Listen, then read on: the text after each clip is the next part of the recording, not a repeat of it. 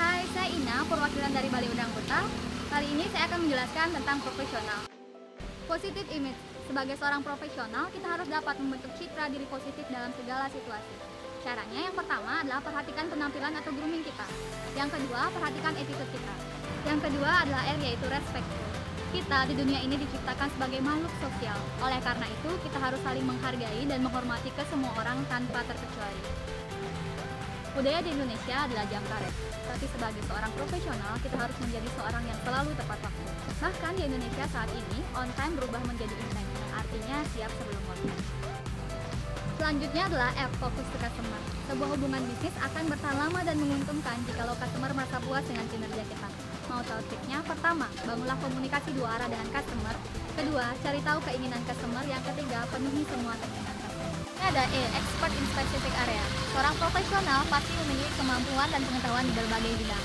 Namun, dirinya harus tetap memiliki kemampuan lebih di satu bidang dan senantiasa mendalaminya. Selanjutnya adalah solve for challenge. Kita sebagai seorang profesional harus menganggap semua masalah yang terjadi adalah sebuah tantangan. Jadi kita sebagai seorang profesional harus tertantang untuk menyelesaikan semua masalah. Selanjutnya adalah spirit of teamwork. Kita tentunya harus dapat bekerja sama dengan orang lain, dan tugas utama kita sebagai seorang profesional adalah dapat menyalurkan semangat kerjasama ke seluruh rekan kerja kita. Ingat, tim adalah together everyone achieve a miracle.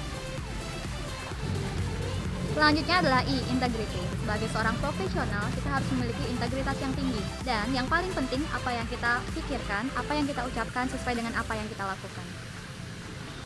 Selanjutnya adalah O, yaitu outstanding result. Di dunia kerja, apa yang membedakan antara orang profesional dan seorang karyawan biasa?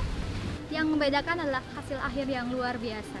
Caranya yang pertama, pikirkan dan imajinasikan apa yang ingin dicapai. Yang kedua, buat action plan untuk mencapainya.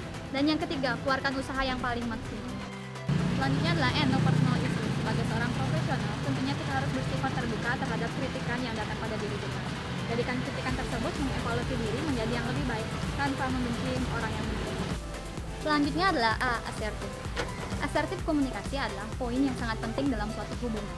Assertive communication mengajarkan kita bagaimana cara kita harus jujur dalam menyampaikan fakta atau informasi yang sebenarnya. Namun, tidak menyinggung lawan bicara kita. Kunci dari asertif adalah terletak pada pilihan kata yang tepat. Selanjutnya adalah L, yaitu learner. Poin terakhir yang terpenting yang harus dimiliki oleh seorang profesional adalah tidak pernah puasan terhadap kemampuan diri. Hal ini membuat seorang profesional harus terus belajar, dan belajar. Tetapi jangan lupa, selain belajar, kita juga harus bertumbuh dan berbagi terhadap rekan yang lain. Sekian penjelasan saya tentang profesional. Semoga bermanfaat untuk rekan-rekan semua.